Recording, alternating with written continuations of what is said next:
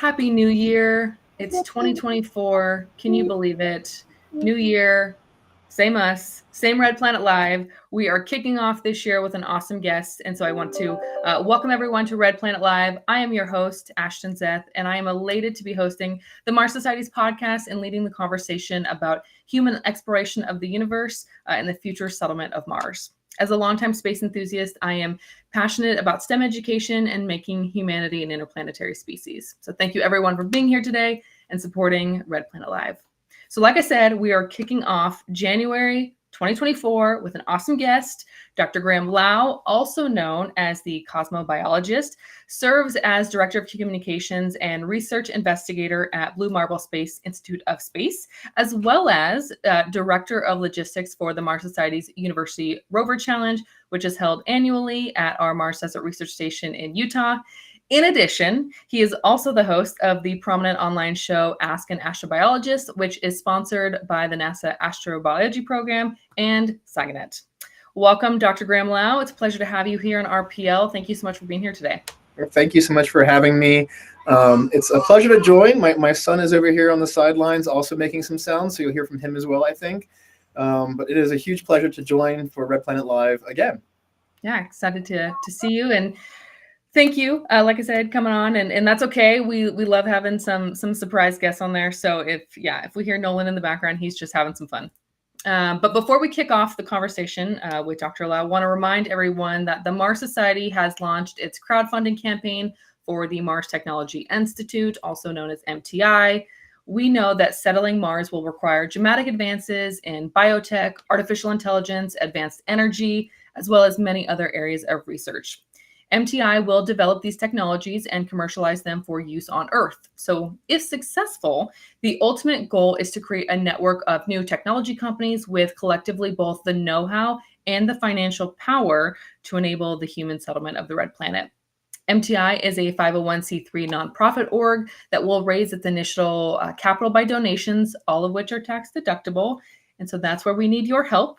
There are varying levels of donation, and each level includes giving perks. That includes an MTI supporter patch, annual Mars Society membership, an autographed copy of President Dr. Robert Zubrin's next book, The New World on Mars. There's also an MTI Pioneer Medal Medallion, a Founder's Plaque.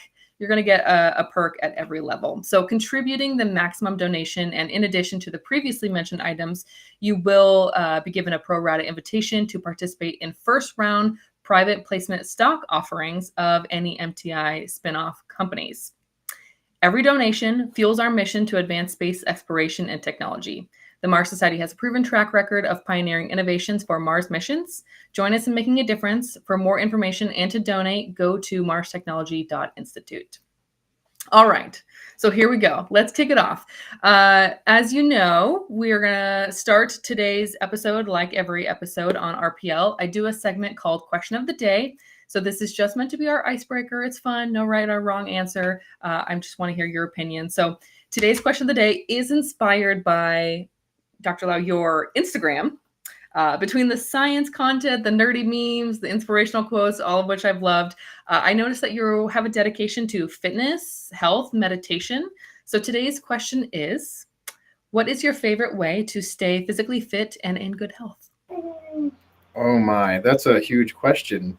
Since I do a lot of different things to stay fit and to keep myself in good health, I think for all of us, some level of physical exercise is crucial to maintain our health as we get older, especially. There's a lot of research out there showing that resistance training, for instance, is really important as you get older, especially folks over 60 years old.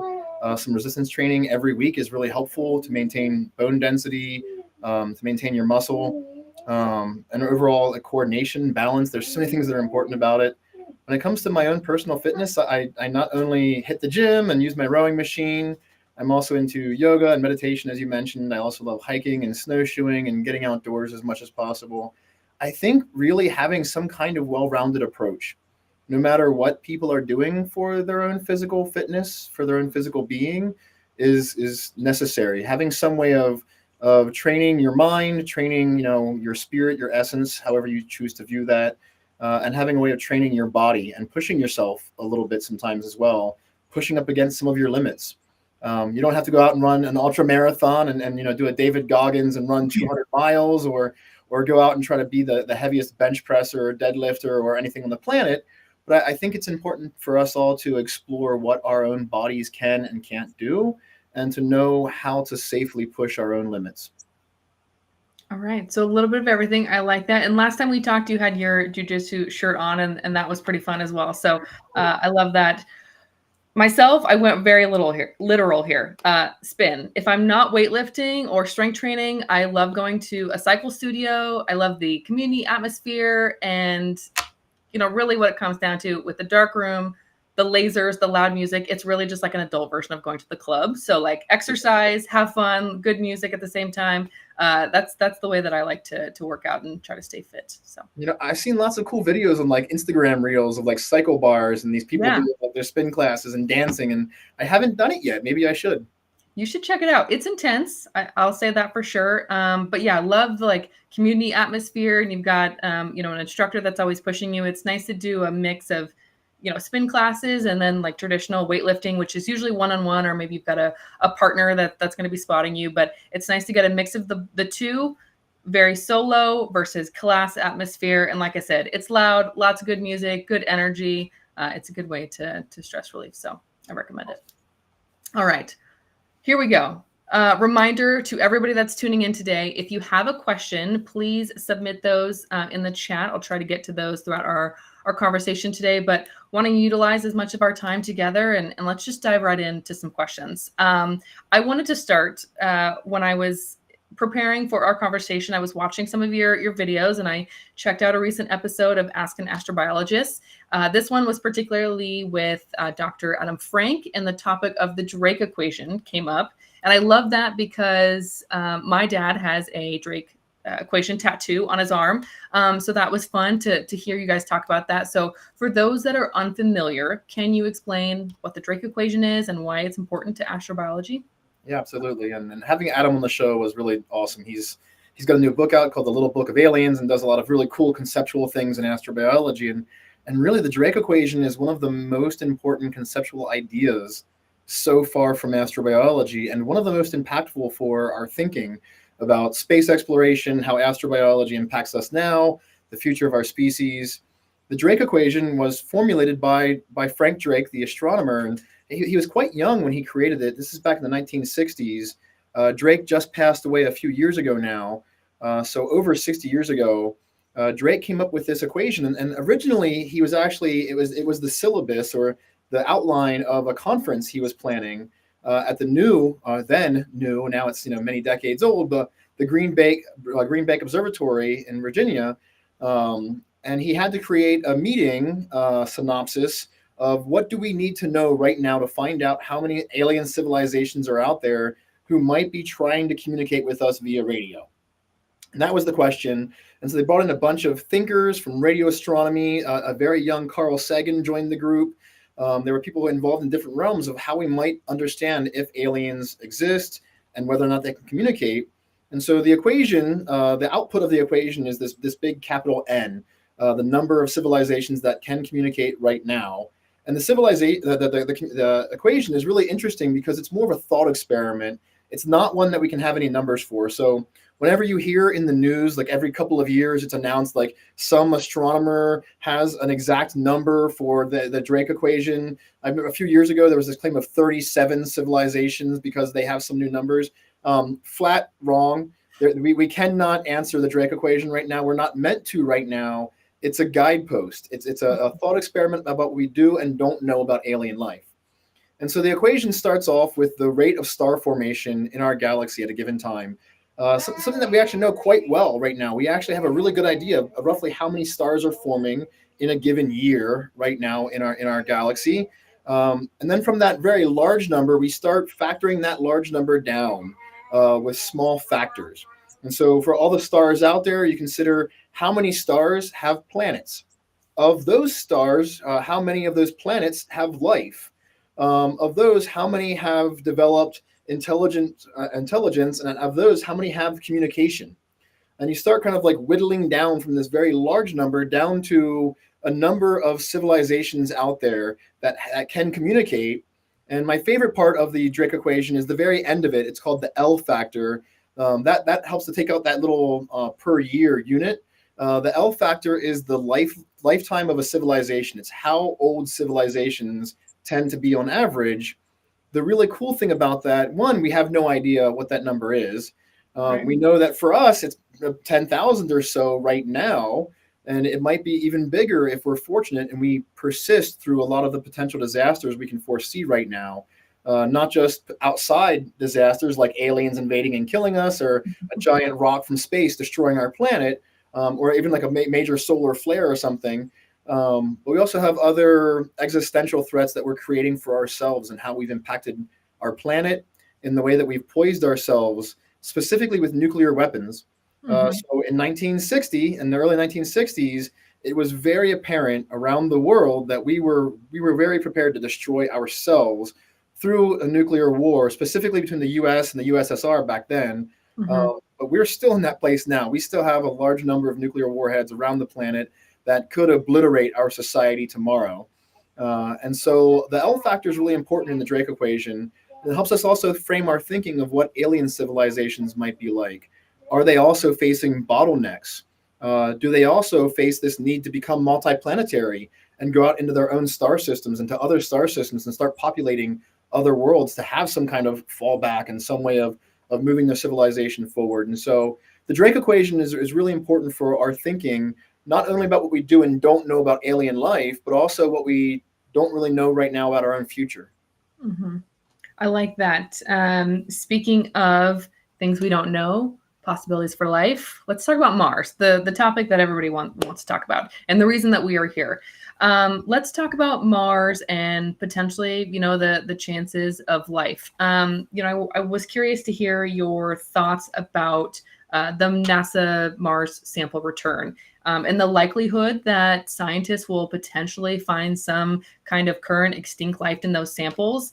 And on top of that, in addition to your thoughts about what is the likelihood there, is there any actual risk in bringing those samples back? How could this potentially go wrong, getting those samples back to Earth? Yeah, lots of things to unpack there. Let's start off with Mars and the potential for life. Those who are watching who've seen me speak elsewhere, I already see there's a few of those people here, know that I actually think Venus was the more likely candidate for life in our early solar system, more so than Mars. Hold on a second. Yeah. Please. Okay, it's okay. Go over there. I love you, buddy. That's my little boy here. But yeah, I think Venus was more likely to have life early in our solar system than Mars, given the dynamics of where Venus is. It's much more like the Earth. But we're learning more and more that early Mars had a lot of water. It likely had a far more clement atmosphere and surface environment. Clement meaning it had better temperatures for life as we know it to thrive. It likely had a denser atmosphere that has long since been slowly stripped away, mostly removed due to impact by solar radiation, kind of just slowly ablating away or spalling away the atmospheric material. But early on, Mars might have been habitable and potentially inhabited. Even for those who follow the idea of panspermia, this concept that life could transition between worlds, it's even possible that maybe we are Martians. Maybe life started there and came here early on, or from Venus even. And so I do think that there was a very good likelihood of possible life on early Mars. I think if life persisted there during the changes that happened, and a lot of those changes happened very early on in Mars's history. It lost its atmosphere, it lost its surface water a very, very long time ago. I think if life had been there, it most likely would have been forced to find what we call refugia, refuges, places where it could still thrive in that kind of environment. And so for me, I think the most hopeful place for finding signs of past or even maybe present life on Mars is rather deep in the subsurface. I think deep down below where the radiation's bombarding the surface, where you have cold temperatures and almost no atmosphere, there's a likelihood down there, I think, of finding very good signs of life. So that said, NASA's Mars Sample Return Program, those watching who are following what's going on in the space industry and space exploration, they might know that right now it's not looking likely that MSR, at least as it had been planned originally, is going to go forward. There's a lot of issues with funding, with getting congressional support to allow us to go pick up those samples. because the current idea of Mars sample return doesn't really fit like the overall scheme of let's go to Mars, get some samples, and bring them back. It fits a scheme where we've already sent a rover to Mars, Perseverance, with this capability of caching samples, and we've cached a large number of them already.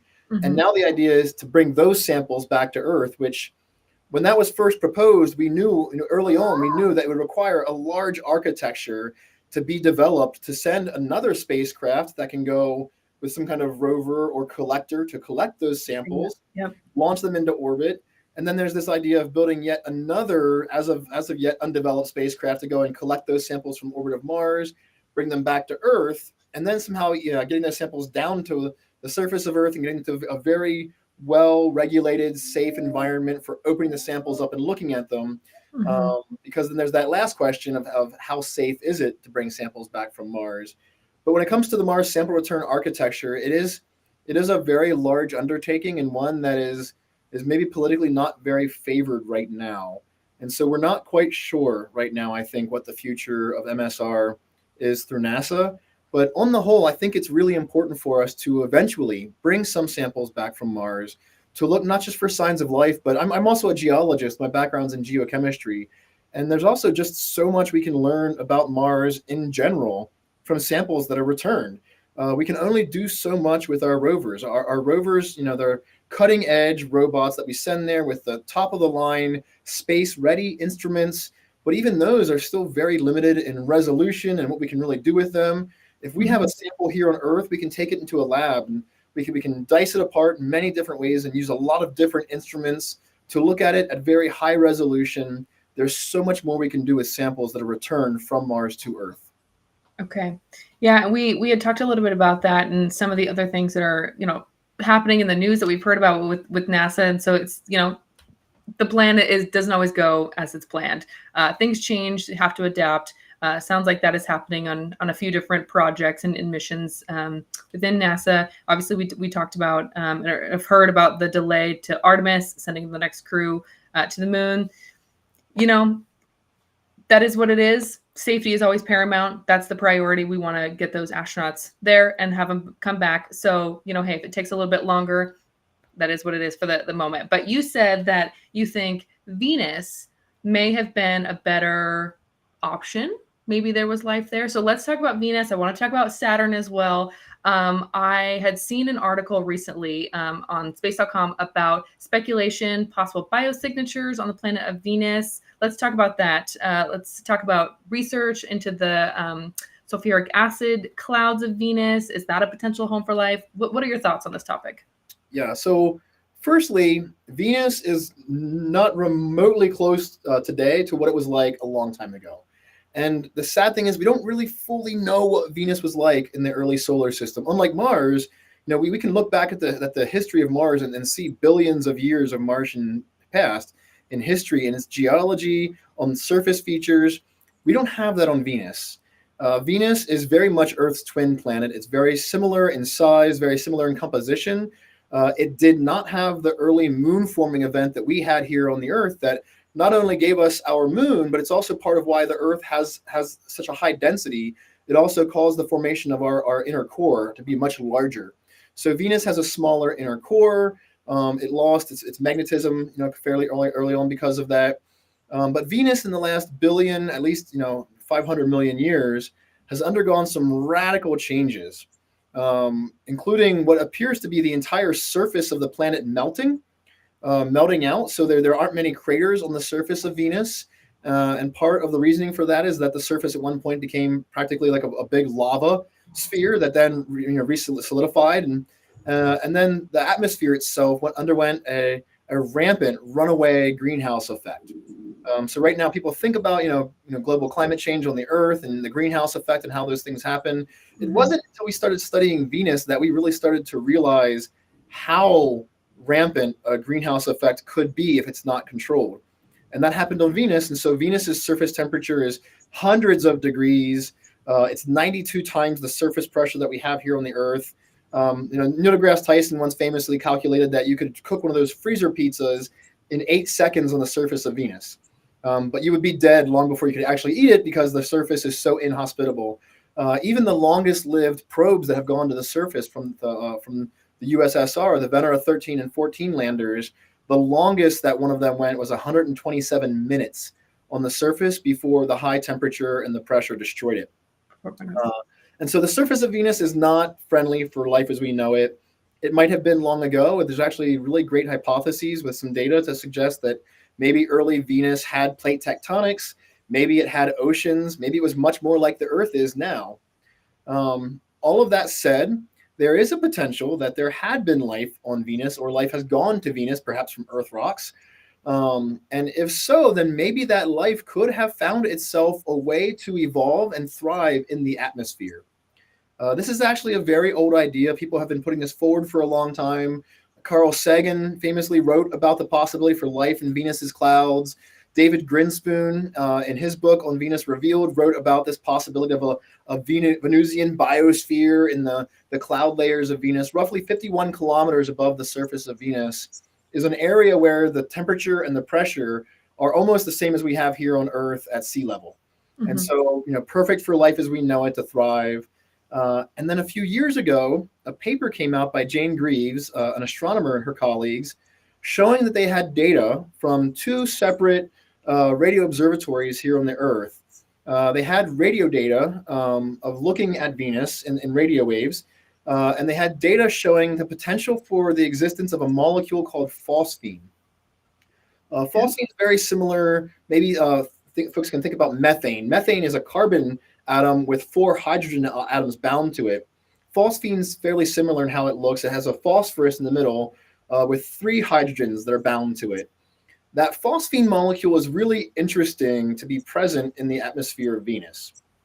On Earth, we don't find phosphine anywhere naturally without the presence of life. So we can form phosphine in the lab easily, abiotically, without life. But anywhere we find phosphine on Earth in the environment, it's been formed by life. Famously in penguin poop, and penguin guano is the place where it's most concentrated. We find it in bogs and swamps, areas where microbes are decaying organic matter. They can form phosphine through a metabolic pathway. And so the hypothesis from Jane Greaves and colleagues was maybe this phosphine is a biosignature. Maybe it's a sign of life. Members of that team had actually already proposed looking for phosphine as a biosignature on exoplanets, worlds around other stars. So maybe they thought this could be possible. However, the scientific community was very quick to enter the debate and to share other information. For instance, we know that phosphine exists in the atmospheres of Saturn and Jupiter. And we know it forms abiotically there. We have very good chemical models for how it can form without the presence of life in some systems, but not in Venus.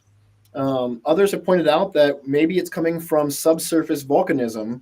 So volcanoes bringing up some material from the subsurface on Venus could be bringing phosphorus into the cloud layer, and that could be driving the development of phosphine. There's other potentials too, that maybe the phosphine really isn't there. Some have proposed that maybe what they're seeing and they are interpreting as phosphine in their data is actually some of the sulfur dioxide that's in the atmosphere of Venus. And so it's a very interesting finding, and it's one that deserves a lot more interrogation and interpretation. But it's also one that I think really finally might get us some support for getting more missions back to Venus. Even though I love Mars, I think everyone watching, the Mars Society show probably loves Mars. There are also other worlds to explore, and we honestly have not done that much exploration of Venus by spacecraft. And so, if anything, this phosphine finding should make us want to go back and really study that atmosphere more, and maybe even look directly for the phosphine from orbit, see if it's there, and maybe look for signs of life from orbit. That's incredible. I didn't know that. I'm now intrigued. Okay, so Venus, I would say we need to put some more effort there, and I will forever think of penguin poop differently now. But you mentioned Saturn, so let's focus on Saturn. What's the latest news about Saturn's moon Enceladus and the chances of life in the subterranean ocean? And is NASA still planning an exploratory mission to Enceladus? Is that still happening? Yeah. So yes, that should be happening. So there's this survey that's done by the National Academies of Science, Engineering, Mathematics, NASEM. They do these surveys of various groups of scientists, various communities of scientists. They call them decadal surveys. Basically, every decade, asking researchers from across a community who do a bunch of different work, of what things do we want to see within our field of research that are funded by government taxpayer dollars. And so we had one recently on planetary science and astrobiology for the coming decade ahead. And one of the big things that was proposed was having a mission that would go to Enceladus, an Orbi lander. So an Orbi lander is a mixture of an orbiter and a lander together. So doing an orbital mission that goes around Enceladus, also a lander to go down and land on Enceladus as well. Enceladus is very intriguing. It is a very small moon. And so a lot of folks, like, they think about moons like Titan, Ganymede, Europa, our moon. Those are really big moons. Enceladus is more similar to the size of most of the moons of our solar system, rather small. And yet, when we first got to the Saturnian system with the Cassini mission, we learned right away there was these plumes of liquid water that were actually water vapor that were coming out of the southern hemisphere of Enceladus, erupting from these regions we call the Tiger Stripes, and blowing out into this region around Saturn, actually making Saturn's E-ring. So Enceladus makes the E-ring around Saturn. It's mostly composed of water vapor and dust, like, kind of coagulating together and forming this large ring. We can't see that ring with our own eyes in visible images, but we see it with infrared and some other imagery. But Enceladus, as we learned through Cassini data over time, one, we learned that it has a subsurface ocean.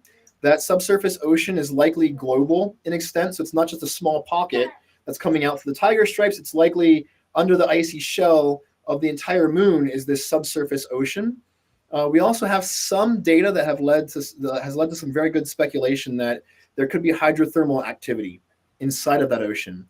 So on Earth's seafloor, we have hydrothermal vent systems where seawater goes down into the oceanic crust. It gets warmed up by the mantle down below and comes back out and makes hydrothermal vents. We have some data to suggest that might be happening inside of Enceladus as well.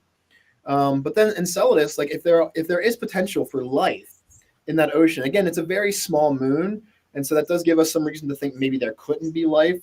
Maybe that the length of time of this venting of water is only limited to some small fraction, because there might not be enough time for that whole ocean to be blowing out like that. But say there is potential for life there, then we have what could be the best way to find life in our solar system, blowing those signs of possible life out into orbit of this world. So it's a really interesting world for us to study and to send more missions to. Morgan Cable, a researcher at NASA's JPL, specifically, and also a very good friend of mine, has developed this really cool robot design called EELS, or Exobiology Extant Life Surveyor, to use this long snake-like or eel-like robot that could, like, climb down inside the Tiger Stripes to let us really sample the material coming out of them. So I'm pretty excited for that possibility if that gets funded and sent to Enceladus. But the future is always going to be grand, and there's a lot of possibility for what we can learn from that moon. Even if there's not life there still are great reasons to send robots that can get down in the cracks and look for other things there too. There's still so much for us to learn about that moon because of that water coming out. Yeah, absolutely. Yeah, that's you're right. There's a lot to learn there, and we have some great questions. I've got a couple other questions about your experience with University Rover Challenge, but we've got great audience questions about these samples, about finding life. So I want to do those now since we're on this topic. I see we have a question from the Astrobiology Academy, which is, I think this is the Mars sample return related. It says, if these samples wouldn't be contaminated by our Earth's life showing false positives, it would be a great risk to bring them back. What about a lab on Mars to analyze them? Very cool idea. I'm a proponent. I very much support the idea of sending humans to Mars. There's a lot more that we can do with humans on the surface of Mars than we can with our robots. I love perseverance and curiosity and opportunity and spirit and sojourner and ingenuity and all the things that we've done so far in robotics for Mars. And there's a lot more we could do in the future. I envision, the Spot, the Boston Dynamics Spot rover robot, dogs, dropping those via drone into some lava tubes on Mars and walking around would be very cool. But there's so much more we could do, especially if you put some geologists on Mars. There's so much that they could do just by knowing what kinds of rocks to look for, how to really study a sample. And if we had laboratories on Mars to do that with, even better.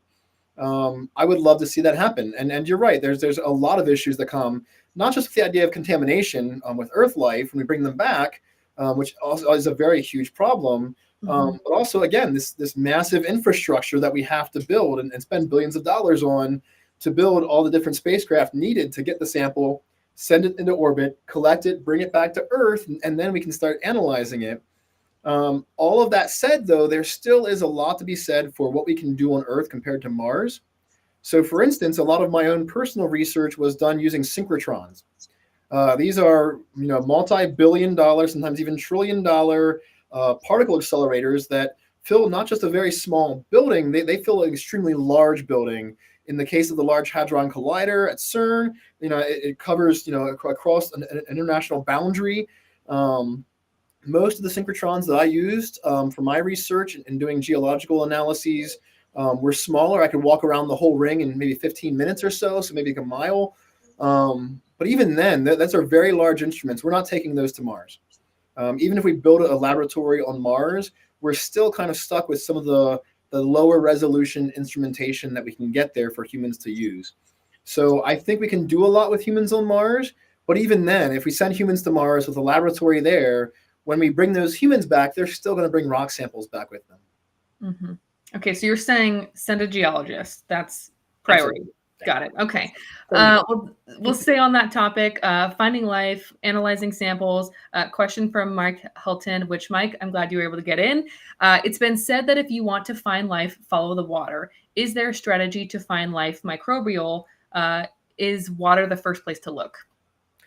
That's a very good question, and it's a very good strategy to start off with what we know.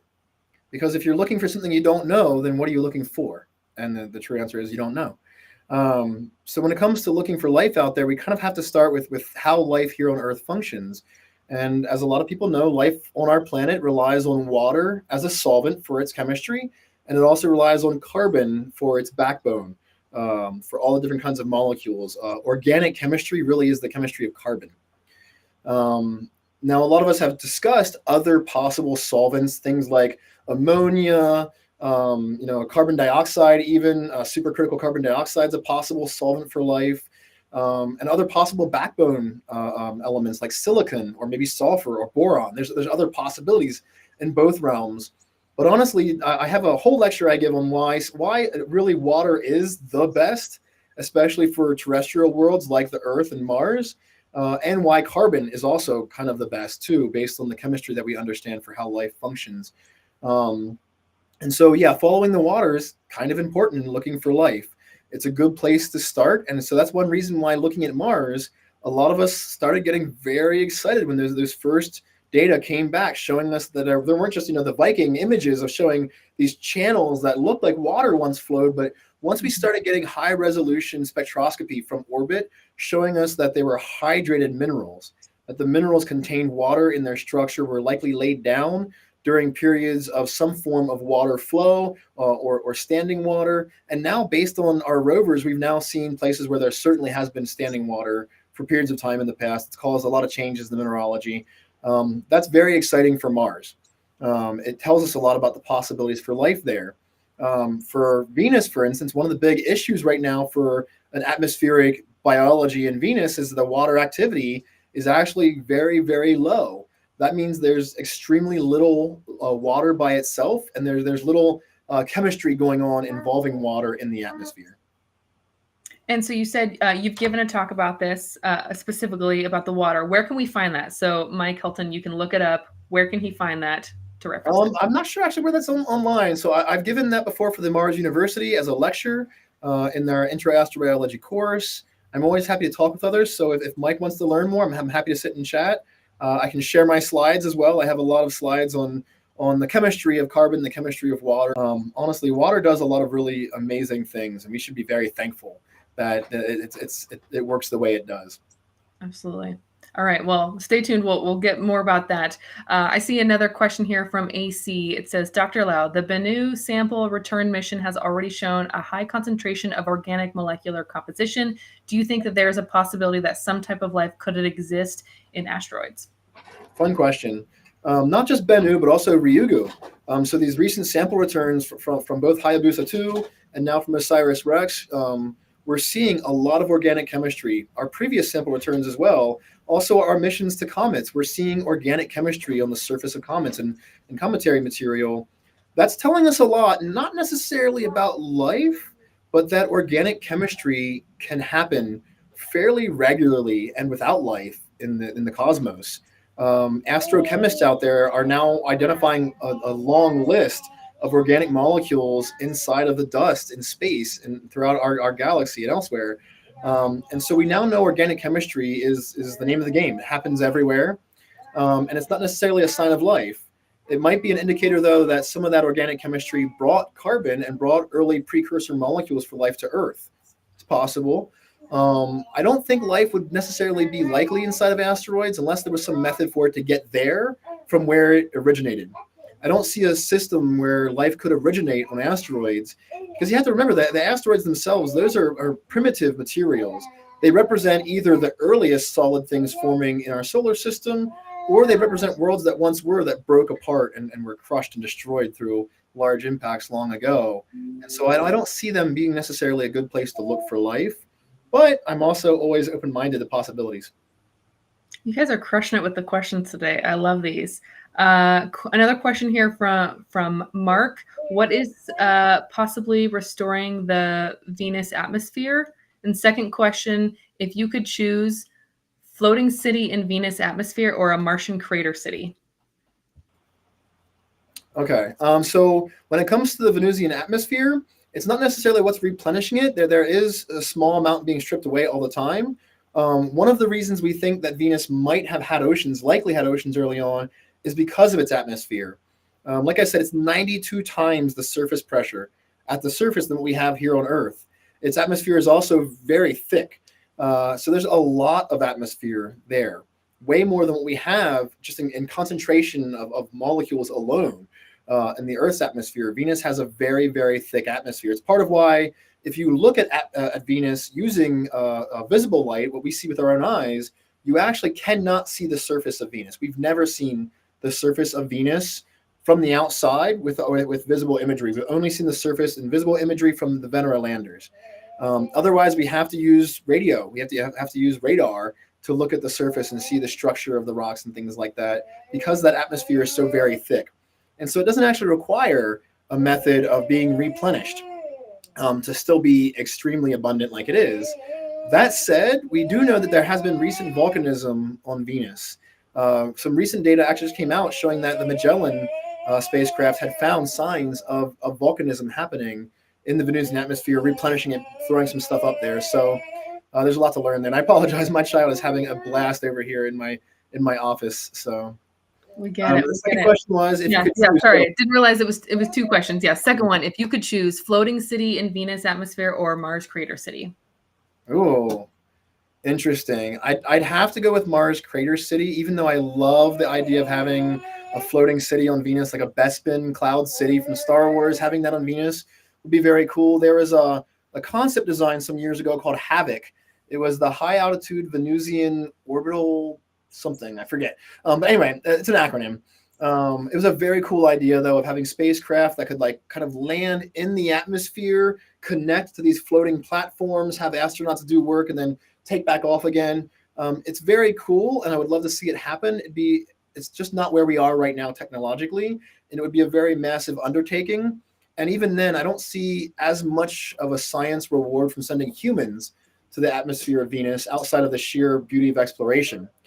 Venus is a place where I can see us doing a lot more with robots, whereas Mars is a place where we know we can send humans now. We know that we could set up, a very beautiful city on the surface of Mars. We could start doing a lot of really cool research. There's so much we could do with humans on Mars, so I have to go for Mars. And not just a crater. I love the idea of using a lava tube as well, because then you have a structure underground. So when lava flows underground, it can leave behind these long tubes, these long pockets of open space, and we know they exist on Mars. We have imagery from orbit looking down. We see openings into the roofs of some of these lava tubes that have collapsed in or have openings. And so we know there are openings where we could actually put human bases inside of some of these lava tubes. That would save us from having to build the structure out around and protect ourselves from radiation. It's already there as a cave. So I think it'd be pretty cool if we could do that. I agree with you on that one. I'm going to take your word for it. We've talked about Mars, Saturn, Venus, Enceladus. We've gone all over the place. So let's focus on Graham. So as I mentioned in the introduction, you also serve as the Director of Logistics for the Mars Society's University Rover Challenge. How did you get involved in the Student Challenge? And what has been your experience in helping manage? Yeah, so I started in 2012, I want to say now. It's been some years. A good friend of mine, Ryan Kobrick, who currently works for Blue Origin, but previously has been an analog astronaut. He was one of the first to go to FMars, run by the Mars Society up in the Arctic. That's the Flashline Mars Arctic Research Station. He was on several missions at MDRS, the Mars Desert Research Station. He and I were both in graduate school at the University of Colorado in Boulder, here in Colorado. And we were invited by the director of the URC, Kevin Sloan, to go out and help volunteer to staff this event. And my very first time out, I was super excited to see like these rovers and young students. And I think my first year, I want to say we had like maybe 10 teams. And they were, kind of small, and the rovers were, they had a lot of issues and stuff. They were all like super enthusiastic. And now, over the years, it's grown. Now we start off usually around 100 teams register. We have a 2 down selection processes. There's a preliminary design review where they show us they're working on a rover. Then we have a systems acceptance review that is really a full scale engineering review for them to show us that their systems are ready to go, the rover is ready to go, they have the funding, the testing, the team is ready to go. And in the end, we usually have like 24 to 36 teams or so who come out to the Mars Desert Research Station in Hanksville, Utah at the end of May and early June. And we put them through their paces with an extremely hard competition. The challenges, I've seen other robotics competitions, and I think the URC is easily the most challenging. There are places where the rovers might have to drive up to 1 kilometer away, driving outside of comms range. We've had autonomous tasks and things like that for them. It's been very fun for me over the years to see the growth of the challenge, to see how things have changed, to see the rovers being built, the teams working together. It's a lot of fun. Yeah, absolutely. I got to interview a group in 2023 that had been at URC and showcased their rover. It was really cool to talk to them and hear about their experience and how they were so excited about it. I do have a standing invitation from Kevin to come out, so maybe we'll make it out this year. But also, in addition to being Director of Logistics for URC, I mentioned before, again, in your bio, that you also serve as Research Investigator and Director of Communications for Blue Marble Space. Tell us, what is Blue Marble? What is its mission, its purpose, and how do you support those endeavors? Sure. Blue Marble Space was founded in 2009 by my colleague and the CEO of our organization, Sanjoy Sam, initially as his vision that astronauts, when they go to space, shouldn't be carrying just a flag of the Earth, of America or of Russia or China. It should be a flag of the Earth, a flag that represents all of us together in space. And so he had this idea of one flag in space as an initiative for us to share together. Hold on one moment. Nolan wants to say hi. Yeah, my son does love talking, just as much as I do, apparently. But yeah, so from Blue Marble Space was born this idea of having a nonprofit organization focused on this vision of the Earth in space, of our oneness, togetherness in space. And from that, we have several initiatives now that have been born out of that, like SaganNet, our social networking platform originally for astrobiology. Now it's the place where we host Ask an Astrobiologist. We had Green Space, our microgreen growing farm in Pennsylvania. SciWorthy, where we write about current science research going on. And then we also have our research institution, BMSIS, which now has over 70 research affiliates, 60 visiting scholars, and every summer we have a large number of interns who work for us as well. Okay, so you got a lot of interns. I remember, when I was, again, doing my research before our conversation, I was excited to see what it was that you were doing. And I know that we have some students watching us today who are interested in astrobiology. Do you have any program recommendations or advice for them as they're exploring the next steps in their career? Yeah, I probably spend a solid couple of hours every week speaking to students directly through Zoom meetings and Google Meet, and also just talking on Reddit and Twitter, now X, and Instagram and LinkedIn and all these things. There's a lot of people who want to be involved in astrobiology and space exploration. They're looking for opportunities. I will say for undergraduate students, those working on associate's degrees, bachelor's degrees, or joint bachelor's, master's degrees, or those who have finished a bachelor's degree or associate's degree, but haven't yet started a graduate program, if they're looking for an internship, we have a summer internship called the Young Scientist Program. I'm the director of that program as well. It's the flagship, I think, of our programs for students. It's a June through August program where the students work with a number of us, but they have one of us as their research mentor on a project. They also learn from myself and other experts in the field about science communication.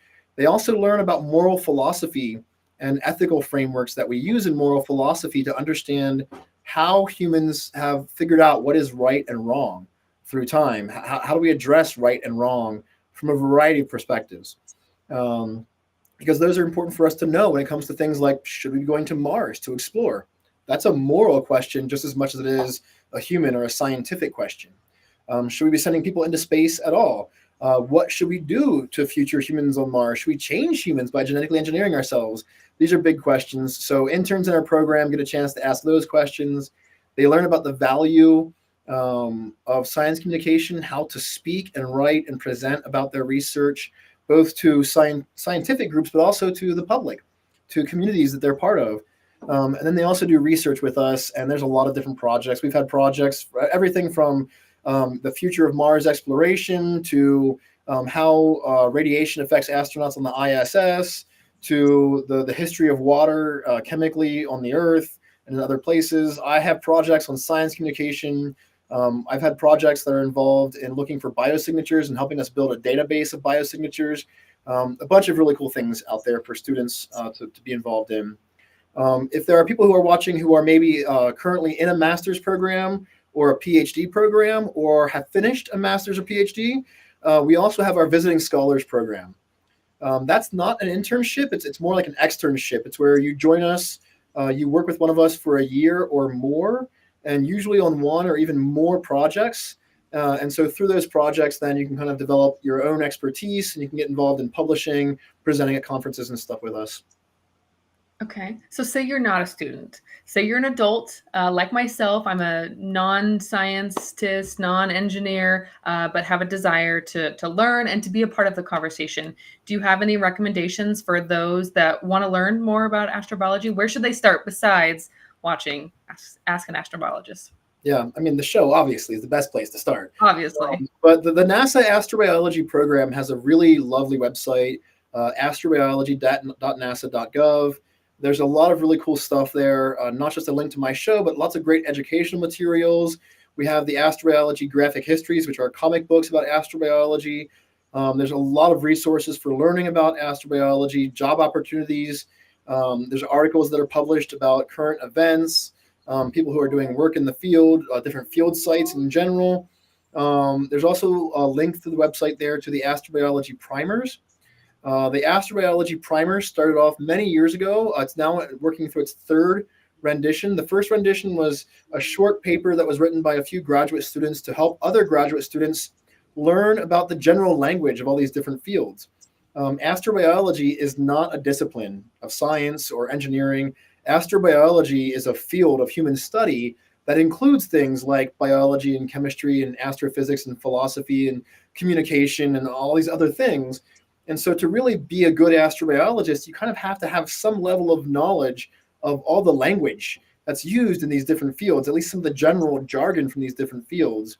So the primer started off kind of helping people to kind of access the very basic intro level information. In its second rendition, it was striving to do that, but then even more, to really give new students, undergraduate and graduate, a full breadth of knowledge of what astrobiology is. And now the third edition, which has not been released yet, but is coming out very soon, and has been worked on by a large number of early career researchers, will really kind of be like the place to go for a really nice intro level, but also deep dive into astrobiology. And so I highly recommend the astrobiology primers.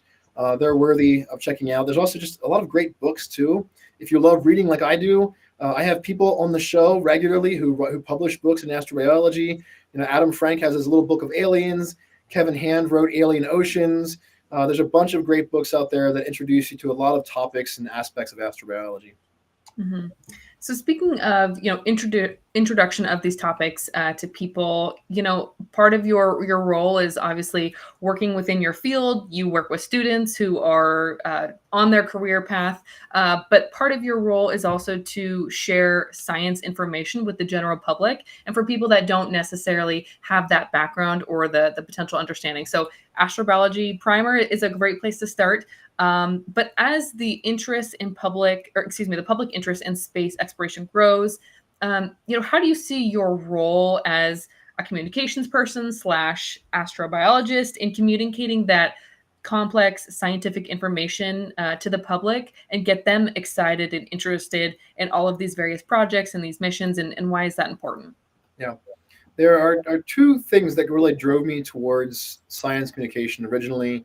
One of them is that I was always that person that I love just talking to people, like around a campfire with some whiskey, or like looking at the stars together, or out hiking on a trail, just talking about what our universe is, where we are in the cosmos, what we know about life, what we know about science. Those sharing conversations meant so much for me. So I realized I was good at talking and I was good at sharing. I have one moment again.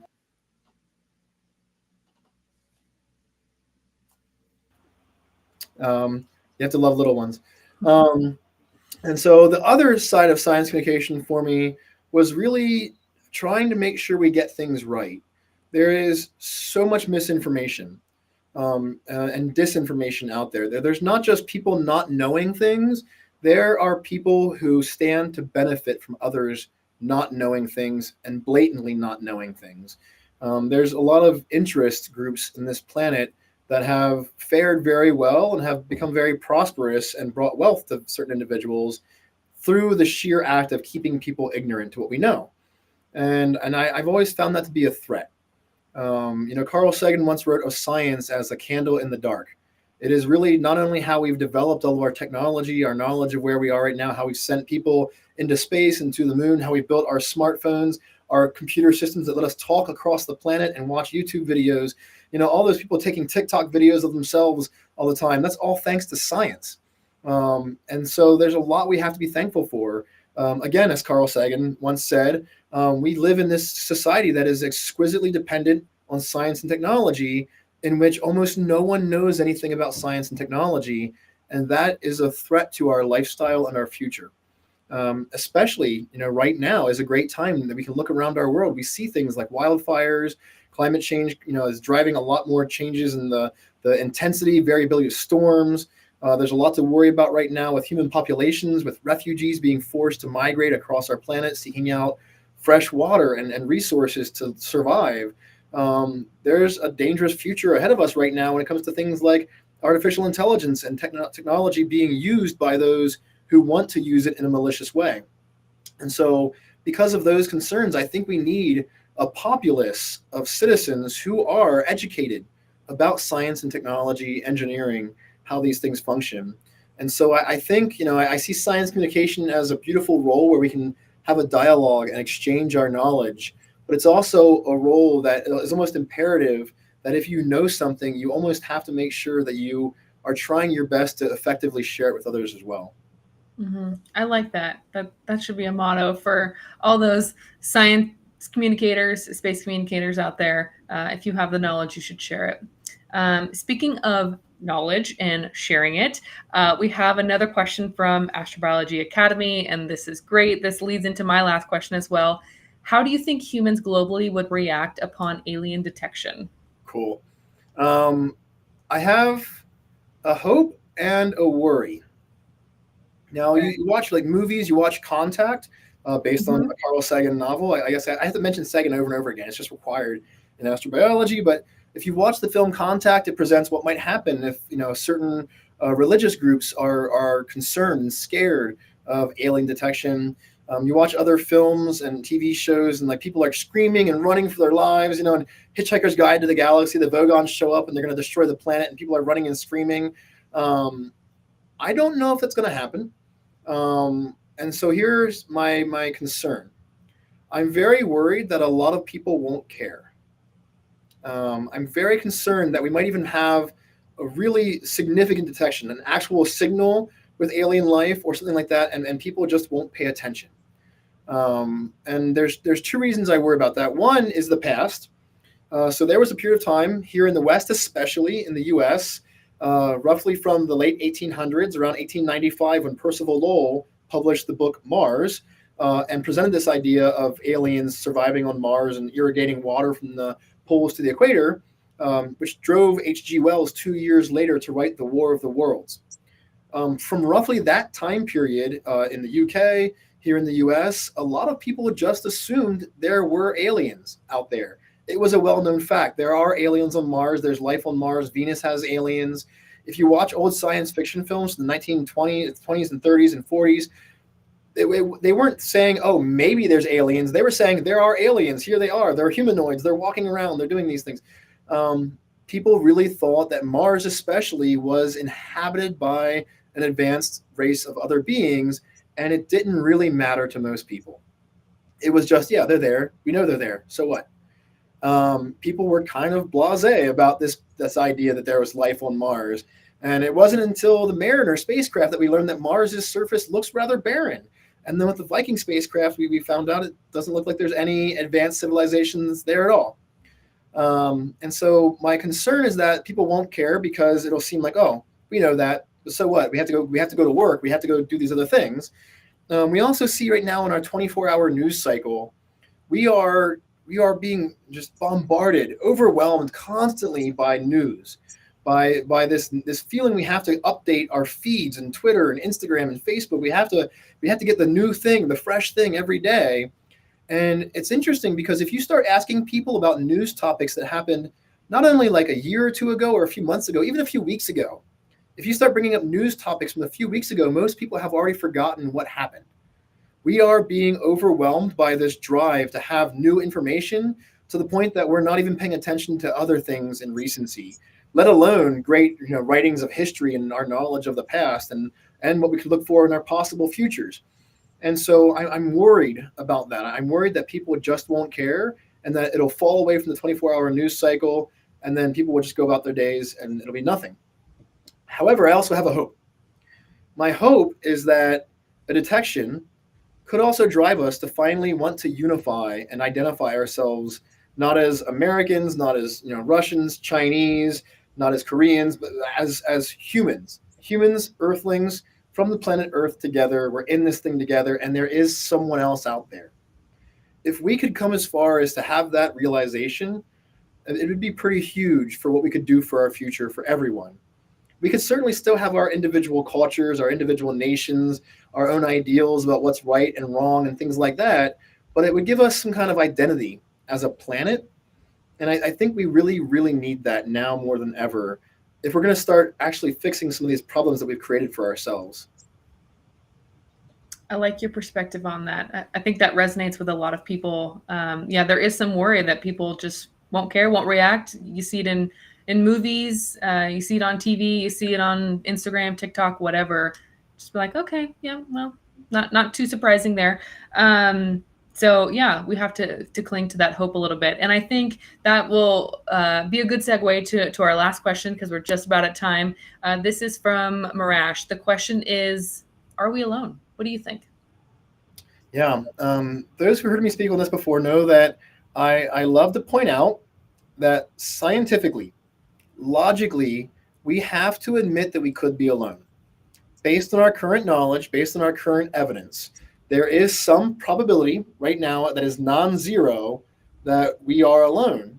And that idea is terrifying, but also it could be important. If we are alone, then we really, I think, have an imperative to go to Mars now and to go out there into the solar system, the galaxy, the universe, and start spreading life, if anything.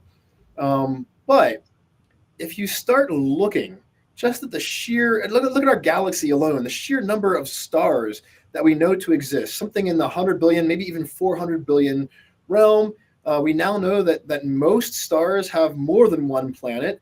based on current data. And I personally think we're actually underestimating that by a lot. I would guess that most stars have on average 10 or 100 planets or more. Like it's probably a very large number. And so when we start looking at those numbers, that means there could be 1 trillion or more planets in our galaxy. There's so many possible worlds. And then if you start thinking about, what does life need? If it needs just an Earth-like environment, certainly there are going to be other Earth-like worlds out there. Certainly we're going to find other worlds that have oceans and have plate tectonics. So what other things might life need? There might be a likelihood that life is common amongst some very small fraction of worlds. But given the number of worlds, that means it's a lot of worlds that could have life. And so the optimist in me, the human in me, feels like we can't be alone, that there must be someone else or something else out there. And part of what's driven me to astrobiology in my life is my love of science fiction, of nerding out over this possibility that maybe there is something else. And if it is out there, what is it like? And what will it do to us when we find it? I'm going to have to resonate with you on that one as well. Yes, we have to have hope that there is. I mean, there's always the chance that we are alone, but hanging on to that hope that there might be. And if there isn't, are we going to be the ones that become interplanetary and spread that life throughout the universe? I think that is a good place to stop. That gives everybody something to think about as we wrap things up. Want to say just thank you so much, Dr. Graham, for being here today. It's been a pleasure chatting with you. I know that we had a lot of good questions from the audience, so thank you for tackling all of those like a champ. Appreciate your time and being here with us today. Thank you. I appreciate it. Thank you, everybody, for tuning in. You guys crushed it with the questions today. As a reminder, after today's live broadcast, everything will be posted online. So check it out on Spotify, YouTube, Apple Podcasts, Amazon Music, all the places that you get your podcast. We will be streaming there. So let's wrap up today. Thank you so much for being here, everybody. As you have heard me say for the last year, the best is yet to come. Bye, everybody.